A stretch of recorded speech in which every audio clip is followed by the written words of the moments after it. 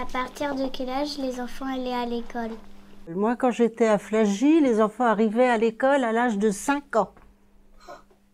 Dans la 11e année, ils partaient au collège à Laurel-Bocage. Donc il y avait 2 classes à l'époque. La classe des plus petits, 5, 6, 7 ans, et la classe des plus grands. Moi, j'avais les plus grands. Où est-ce que les enfants mangeaient? Ah, les enfants mangeaient chez eux. Parce que à l'époque, les enfants qui venaient à l'école, qui n'était pas une école maternelle, mais une école de 5 à 14 ans, pouvaient rentrer chez eux pour déjeuner le midi. Est-ce qu'il y avait école tous les jours? On allait à l'école le lundi, le mardi, le mercredi. Le jeudi, on restait à la maison. On revenait à l'école le vendredi et le samedi jusqu'à 4h30. Quand les enfants se blessaient, est-ce qu'on les soignait? Comment on les soignait? Comment on les soignait? Moi, dans mes souvenirs, si un enfant s'était égratigné, je montais à mon appartement, je prenais dans la pharmacie ce qu'il fallait pour soigner la petite blessure. Est-ce qu'ils faisaient de la dictée? Ah oui! Oui, oui, oui. Moi, j'avais les grands qui allaient à l'école jusqu'à 11 ans. Donc, on avait toutes sortes d'activités. Et les dictées, oui.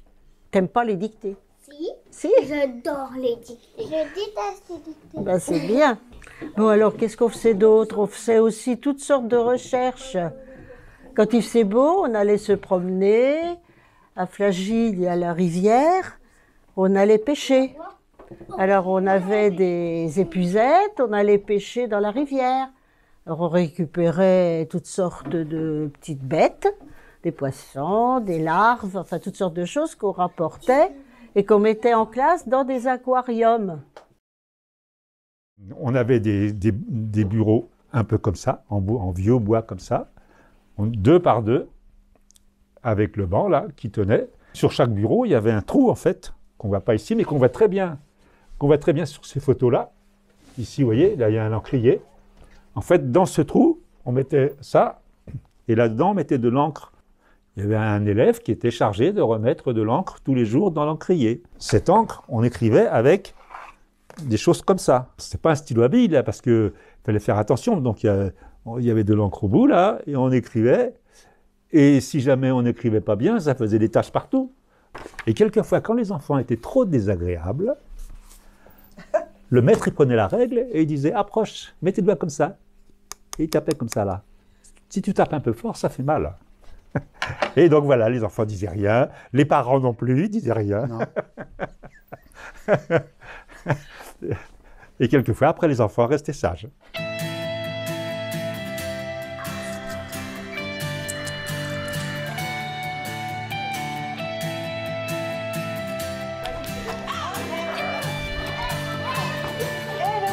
Hop, hop, hop, hop, hop, oh, oh, oh, oh là! Bravo! Oui. Vas-y. Ah, allez, on y va! Bravo!